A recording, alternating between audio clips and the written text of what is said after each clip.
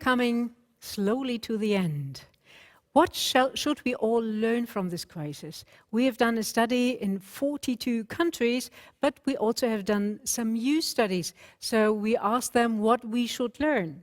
But before we go to the summary of it all, maybe some more interesting insights into the Special Achievement Prize. There were quite a number of examples of where broadcasters were giving a space to children, to teenagers, where they can voice their concerns, tell their stories, and ask their questions. There's an example from NRK. They have been organizing a kids' press conference where the Norwegian Prime Minister and other ministers were there to only answer questions coming from children. Let's see a clip. Hvorfor får ikke jeg lov til å feire bursdagen min til helgen? Det fordi at en skal ikke være så mange samlet, nettopp fordi at en skal prøve å begrense smitten. Så du kan jo i prinsippet feire kanskje med den ene vennen som du prøver å holde kontakt med gjennom denne perioden. Eller du kan være litt ekstra kreativ. Det å prøve å for eksempel feire over FaceTime, eller finne på andre ting som du synes er en god måte å feire det på. Blir sommerferien kortere på grunn av covid-19? Sommerferie blir det uansett, men det kan jo hende at innholdet i ferien blir litt annerledes enn det man har planlagt, fordi at man ikke kan reise alle de stedene man bruker å reise. Some more examples. I'm staying at home from the channel Paka Paka in Argentina. 6 animation programs in collage technique based on audios sent in by children about their experiences and reflections on COVID-19. Or a project from the Dutch NGO Free Press Unlimited, my #Queritanlife. They've created a YouTube channel with this title and that gives young people an opportunity to share their stories, news, ideas and experiences. And it's also out on Facebook, on Twitter, on Instagram and TikTok. Each time we have a crisis like this, these are programs we should do for children. So let's summarize. What have we all learned from the study of the children? We go over to Canada. Colleen, can you hear me? Yeah, I see Colleen. Colleen, can you summarize some of the main results? Absolutely. First of all, thank you, Maya, for organizing this all. As always, it's incredible what you pull off, even from a massive distance. So as we've all seen during this COVID quarantine, media has expanded from being a place of entertainment for children to being their lifeline to the outside world and their primary method of schooling. So given that children are spending more time than ever before with media, it puts added responsibility on content creators. So the question stands, what can you do to help our children? When the quarantine began, the children's media community instantly rallied and released incredible PSAs. They put together engaging educational resources based on their content, and they even took down some paywalls. But what do we do next moving forward? So the study presented today, organized by Maya with over 4,000 children ages 9 to 13 in 42 countries, which is incredible, has helped uncover some helpful insights and suggestions. First of all, we found that the majority of children are worried to some degree, with a positive correlation between believing in fake news and increased worry. Media content can help by addressing the pandemic directly and providing age-appropriate information. After all, we saw that 65% of children surveyed said that they actually wish children's TV talked more about coronavirus.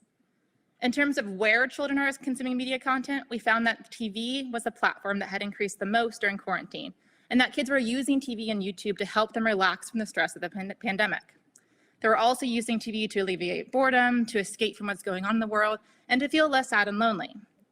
But I actually want content creators to think beyond how to simply entertain and fill the time of children, because at the end of the day, children whose biggest problem right now is figuring out which show to watch next to stave off boredom will most likely be just fine. Instead, think of the children who are most severely impacted by the quarantine, the children who depend on school and outside activities for basic needs, such as food, and even safety from abuse, or even just for the space to think. As one boy in our study explained, the hardest thing about quarantine is that I can't flee from home when everything is getting too much. And I think about the moving data that Jennifer Kotler just presented on children from low-income families. Their fear about COVID was far greater, and this was particularly true for Black children in low-income families. So what can we do for those kids? What can you do to make sure that they don't feel alone and forgotten? First, portray economic diversity. Don't just show a world where money isn't an issue. This is more important now than ever before. Before COVID in the United States, the majority of children already lived below the low-income line. Just imagine what that number is now worldwide. And discuss mental health. People are grieving. They're dealing with financial hardships, enormous uncertainties, and anxiety. Difficult life situations such as these often take a toll on one's mental health. Show it, talk about it, demonstrate how to get help and how to overcome it. Thank you all so much for everything you do to help children. Thank you so much. We are going on to Rebecca Heinz from Salem State University. She's a specialist in gender. And normally, if we come to media and children, gender is really the big thing you should keep in mind. What about this time? Well, the question I'm addressing today is whether teens in the US believe gender makes a difference in coping with the pandemic. And interestingly, in our teen study, 3/4 of respondents said they believed gender did not have an effect, that it did not make coping with the pandemic any easier. Now, this is similar to what we saw with the children's questionnaire, in which for most items, gender seemed to make little difference there as well.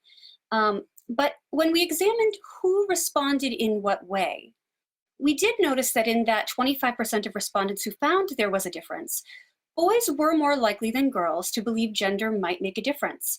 In their explanations, teens of both sexes often drew upon gender stereotypes, discussing girls' emotions, feelings, and need for interpersonal connection.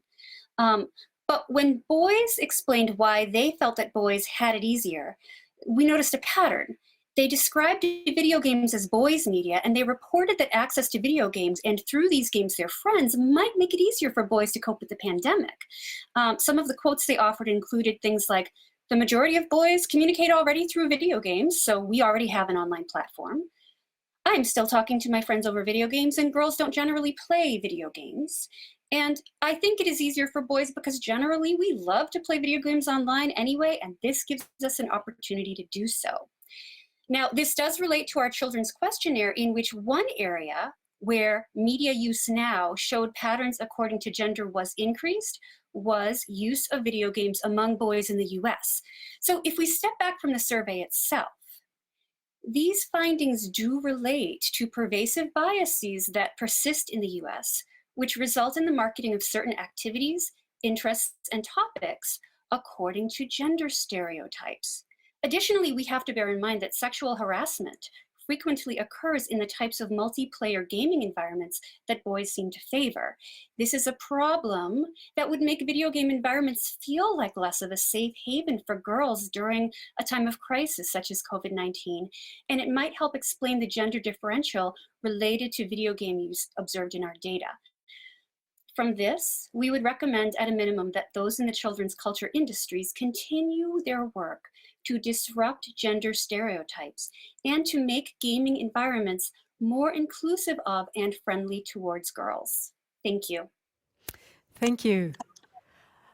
We are coming to the youth study again, and Diana Anastasia in Edwardsville has had a look. What do young people think, what we as society should learn from this crisis?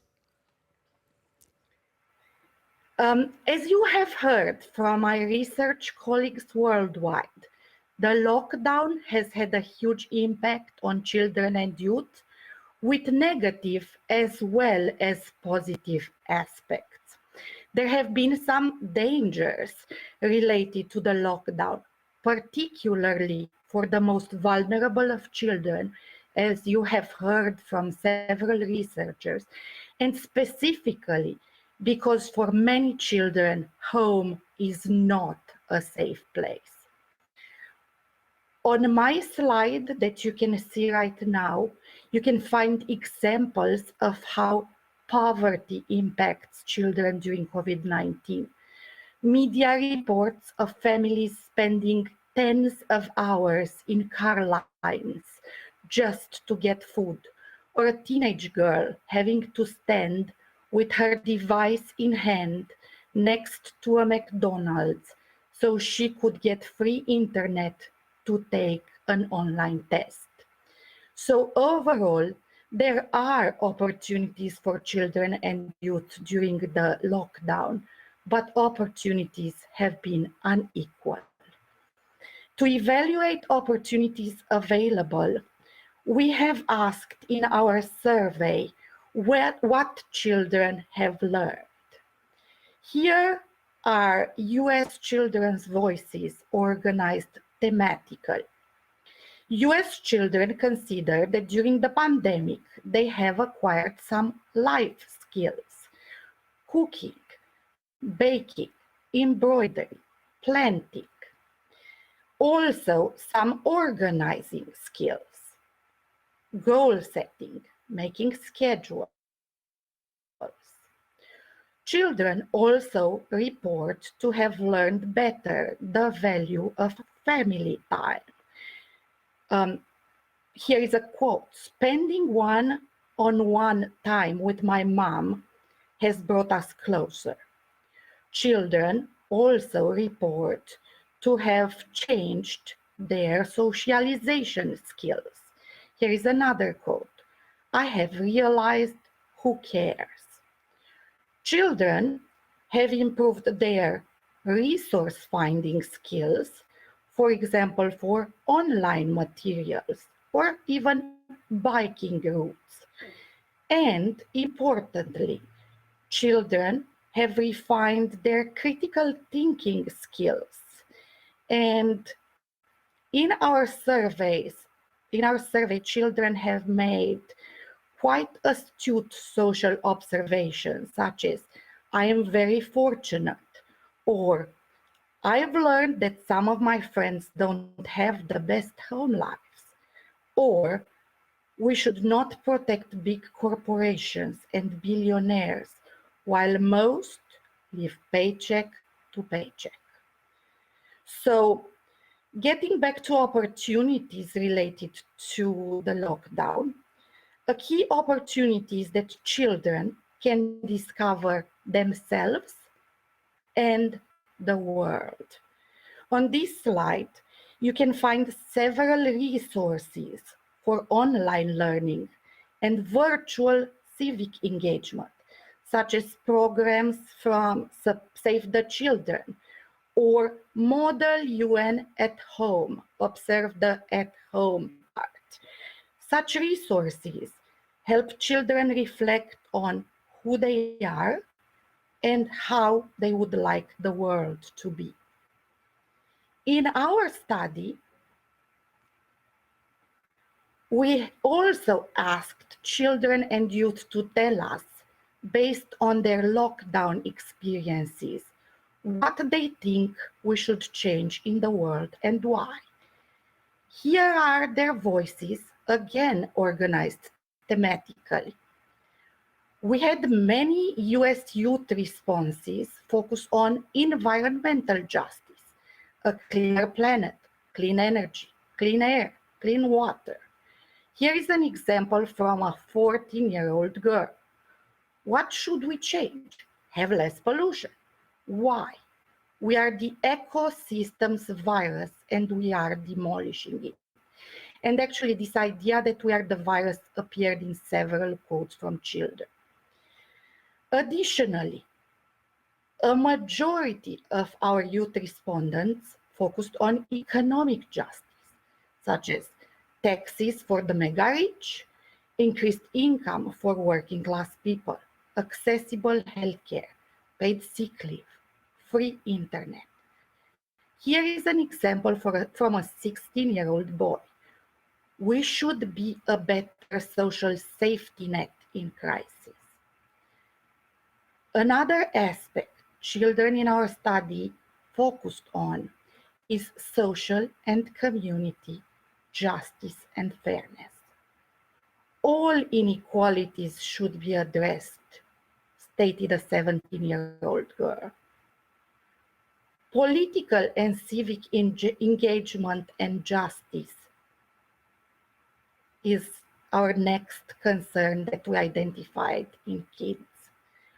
We need to elect leaders that, instead of wasting time on blaming people, will pull the country together, stated a 16-year-old boy.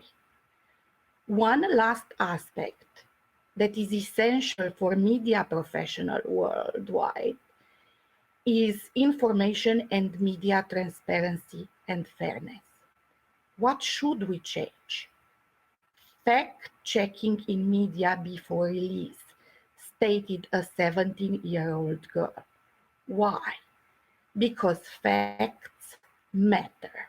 Facts matter. The children in our study have spoken loud and clear about what they believe can help them during the pandemic and the lockdown, what holds them back, and what should be changed. We, as researchers, as media professionals, need to listen to their voices. Thank you. Thank you, Diana. And the last words to Daphna Lemisch, our actually a personal member of our international, our advisory board of the ITSI and the PJI20. Daphna, last words thank to you so much. Thank you. This has been such a wonderfully rich presentation. There's so much to take away. So just a few words of summary to put it all together. We have learned a lot from listening to children around the world in different circumstances and with different needs. And they help us understand what they need at a time of crisis for their physical, psychological, and social well-being. Media have a central role to play in these processes. And all of you who work for children's media and research media in children can make a huge difference in producing quality media for children. We have learned that children are searching for information they can make sense of and that will not scare them. They need reliable, age-appropriate information that will keep them safe and reduce stress. Quality children's news programs can address this. Many countries around the world who do not produce children's news should consider doing so. We also learned that children are turning to screens, TV, mobile phone, YouTube, games to manage their emotions and when they're bored and lonely.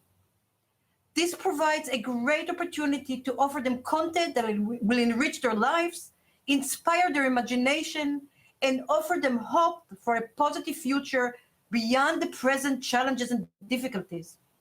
Most importantly, they need content that will build up their self-image, resilience, and confidence in their ability to control their lives and make a difference.